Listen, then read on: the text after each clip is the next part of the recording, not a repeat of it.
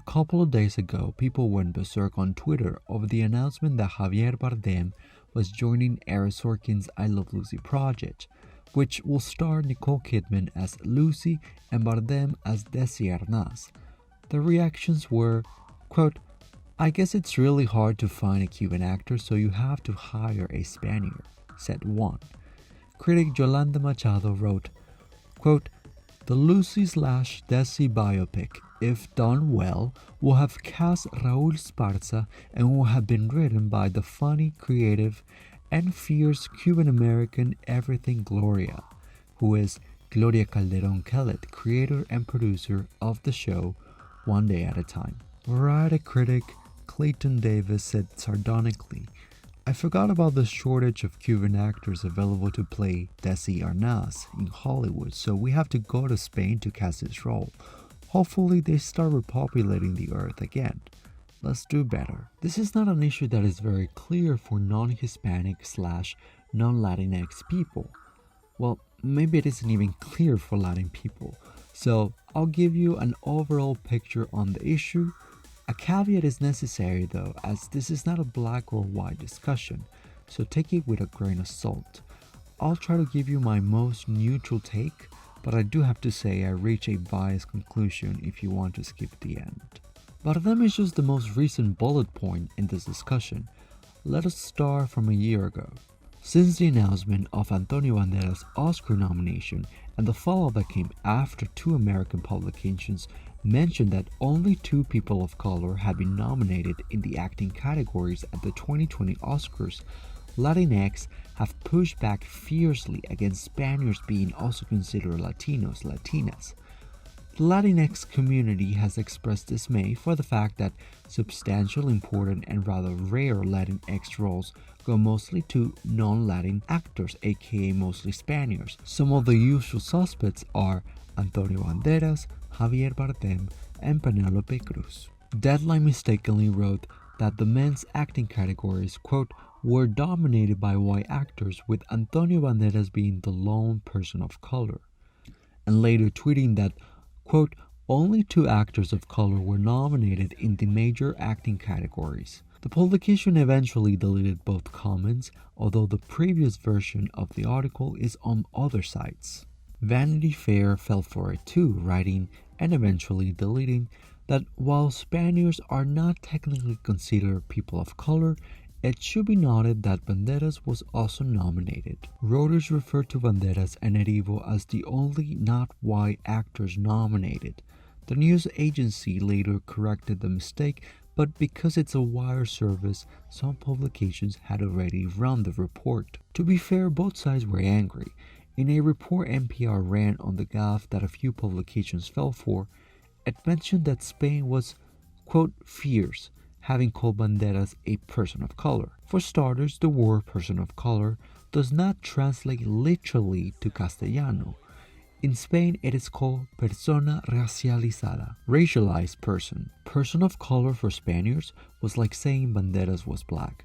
For Hollywood and the industry, it seemed convenient to include Banderas in this group, as they were one black actor away from unleashing the concurrent and dreaded hashtag #OscarsSoWhite. This speaks volumes about people's assumption on Latinx, simply because we see a non-Anglo name or surname, or if we see a person speaking Spanish, then we assume that that person is non-white. More troubling so is the fact that, considering Spaniards as quote-unquote Latinos, it erases part of the deeply painful history of colonization in Latin America, as well as other countries in the Pacific. Sociologist professor at the University of Illinois, Jennifer Jones, says, quote, I think there's this interesting slippage, which has happened from the beginning of the invention of the so-called Hispanic category. It was primarily understood by a lot of folks as about language and less about country of origin. As I have explained in another video, the term Hispanic was coined as a blanket term that could include as many people with Latin American ancestry as it was possible in the US Census in 1980. Before 1980, people of Latin American descent were labeled white by the US government. But by being grouped with whites, there were scarce statistics on the Latinx community and their experience in the country, and therefore no way of knowing What were their concerns and needs?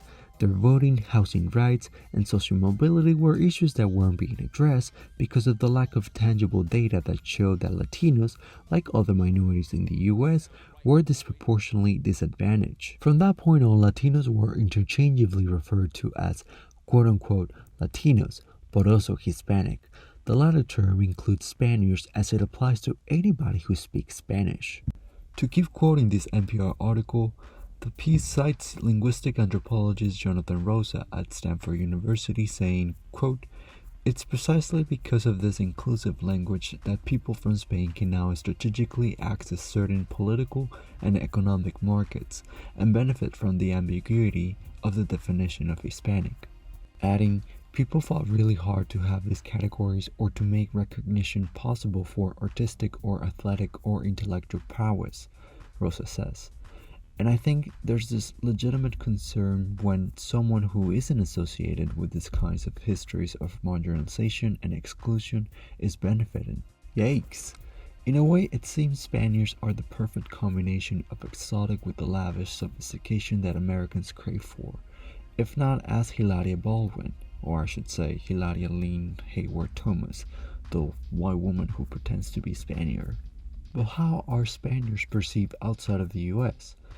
In the Black Legend in England, the development of anti-Spanish sentiment, the historian William Maltby finds that there's consensus, quote, "which actually holds that the Spaniards are inferior to other Europeans in those qualities commonly regarded as civilized." Samuel Amago writes in an article titled "Why Spaniards Make Good Bad Guys, Sergi Lopez and the Persistence of the Black Legend in Contemporary European Cinema," stating that Spaniards were otherized since the 16th century. Around the time, the English started to portray the Spaniards as cruel, duplicitous, arrogant, bestial, hypocritical, oversexed, anti-Christian, and ethnic. This negative depiction of the Spaniards, referred by Amago as the Black Legend, was a tool that European nations such as England, France, Italy, and the Netherlands used as a way to separate the conquest of America from the universal European context to which it belongs. Fernandez Retamar says that the Black Legend, quote, "can be seen as an important tool employed in European cultural discourses to exculpate non-Spanish European colonial powers from their own colonial aspirations." In other words, Spaniards were sort of every other European nation's scapegoat, carrying the blame and shame that colonialism brought, which helped to excuse other European nations from their own colonial aspirations and eventual barbarous actions around the globe. The invention of the Black Legend was a way to divert attention from the generalized abuse of European colonies. By pointing to the villainous Spaniard, other monolithic European colonial powers such as England and France were able to take some of the attention away from themselves and thus dissemble their own roles in the conquest of colonial lands. So they've not always been portrayed well in culture, but that bad representation was earned for having been too powerful and stepping onto others, Latin Americans, for their own benefit. Of the characters that have been expressed to be explicitly Latin, Bardem has taken 6 Latino roles, Banderas about 14, not counting sequels for the same role, and Cruz has taken 6 Latina roles. Is it fair to say that Spaniards steal Latin roles? It depends. If you look closely, these 3 successful internationally acclaimed Spanish actors have all earned at least one Academy Award nomination. Only one of those nominations is for playing a Latino role, which is Bardem's in Before Night Falls. This is better than the average Latinx actor in Hollywood today, especially women, as no Latin woman has ever been nominated twice for an Oscar, ever. Amago says, quote, "The majority of these discussions cross over Spaniard stars such as Banderas and Bardem are analyzed not as Spaniards, but as representative cases of a more generalized formulation of Latino cultural identity that exists in opposition to the hegemonic Anglo-American film culture. The work of Banderas and Bardem in American films might also be analyzed probability in terms of North American permutations of the Black Legend. In other words, Americans see Spanish actors like Bardem, Banderas, and Cruz as others, and they have forced them into American otherized categories. But is it Hollywood's doing having blended Spanish actors with Latins? One of the major Latin American countries producers of cinema was Mexico, which had its golden age starting around the late 1940s. Spain figured to be the main country with which Latin America would co-produce movies. Livia Villasana writes in Hegemony Conditions in the Co-Production Cinema of Latin America, the Role of Spain, quote, since the 1940s, the interest of Latin America producers in propelling international film co-production agreements has increased at an extraordinary pace, particularly with Spain. In the 1940s, for instance, only one film was co-produced with Spain. In the 1950s, it went up to 42 films. In the 1960s, there were 68. In the 1970s, 84. In the 1980s, 66. In the 1990s, 126. And between 2000 and 2006, there were at least 201 co-produced. This partnership has allowed talent to be traded back and forth, blurring the lines between Spaniards and Latinx. It's also similar to a conversation the black community has been having between Americans and British actors. Samuel L. Jackson said the following. I haven't seen it yet, but I plan to see it. That's a whole nother story. Wait, what? No, I think it's great that that movie is doing everything that it's doing, and people are loving it and they're feeling it, and some hating it, and well, we know who hates it.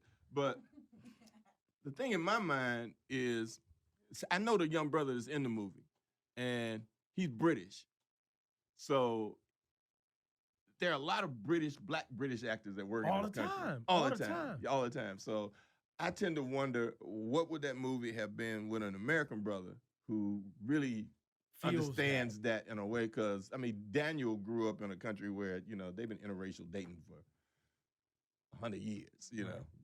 Britain's, there's only about like 8 real white people left in Britain. The rest of them, mixed.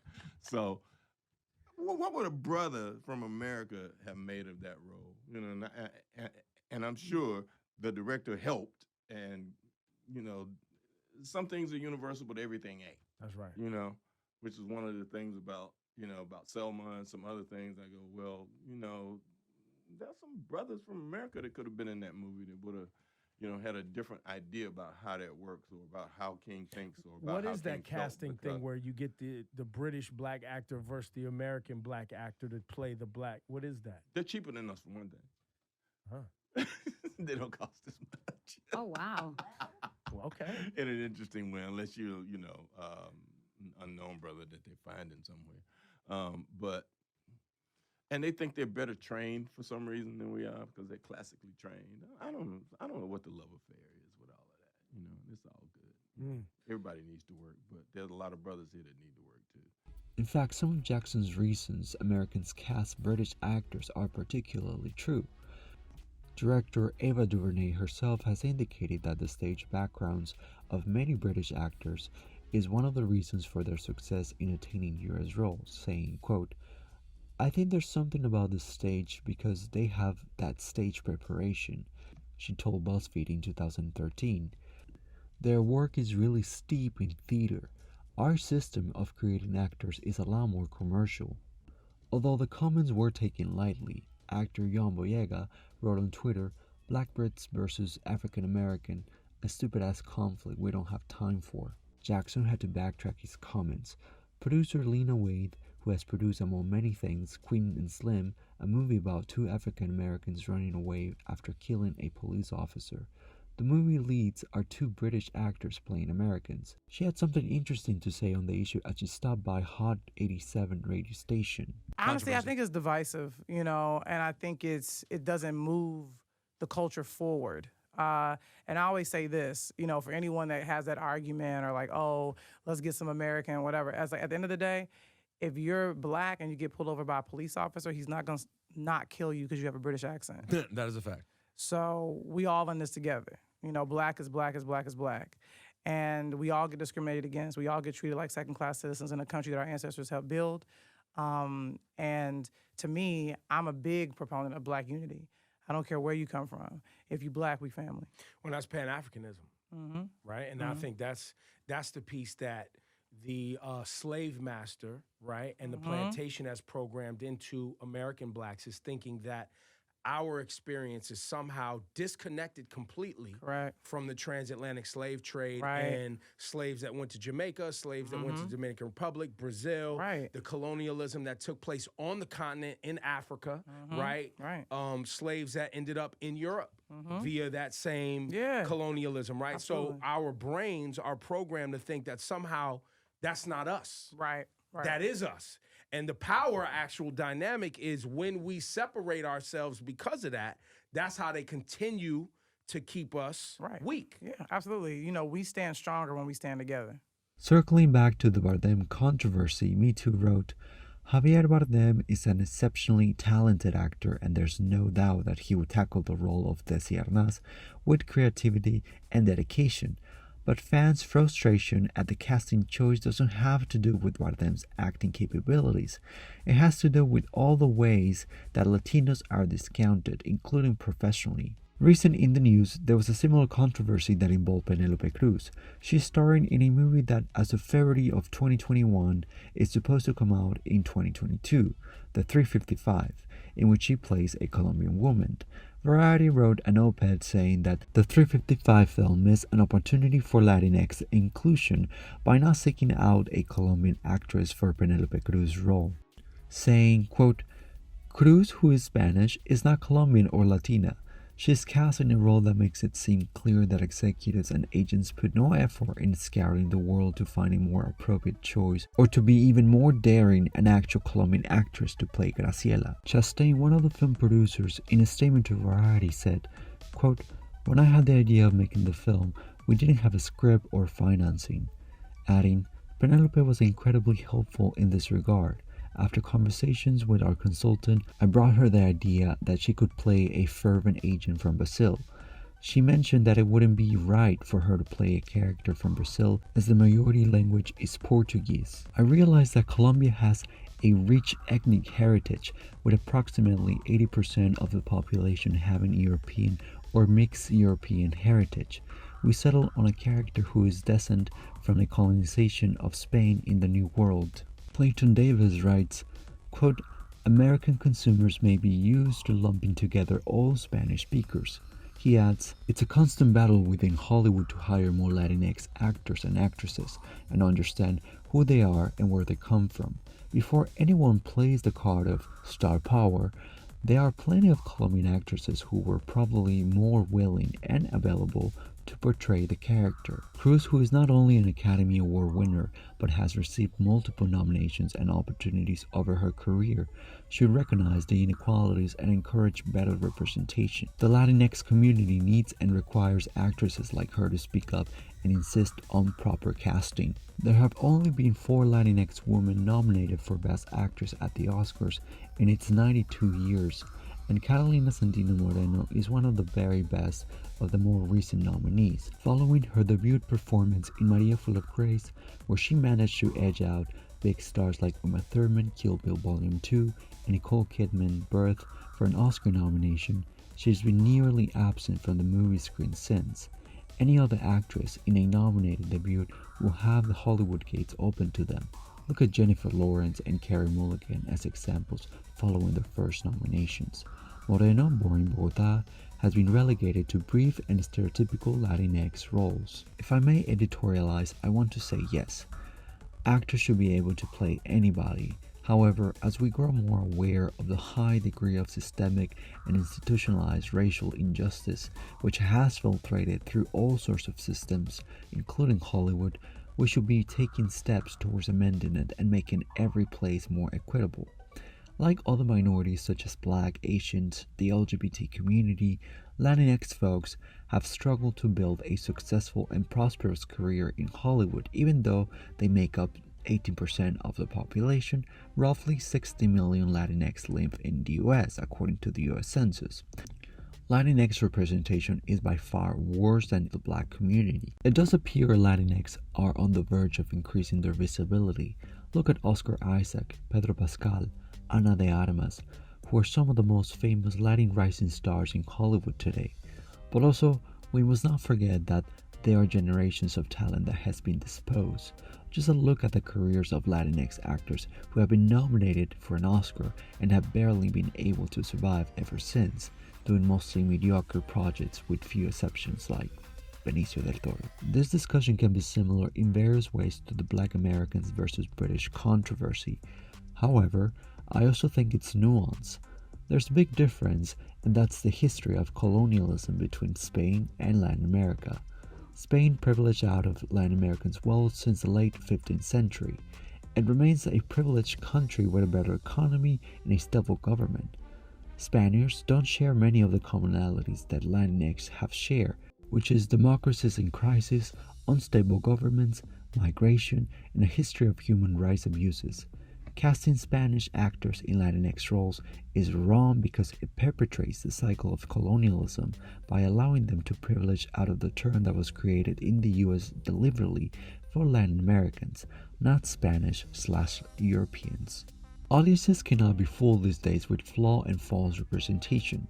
They know Hollywood usually has the resources to bring authenticity, but chooses to look the other way. What they might not know is that audiences are highly aware that it is now more a question of can versus want, and they won't stand for it anymore. We know people from all walks of life want to be part of Tinseltown, and that star power is dying in general. Movie stars are a dying species, so why not give a chance to those who haven't and break this asinine catch-22? It's time that people within the community get to tell their own stories.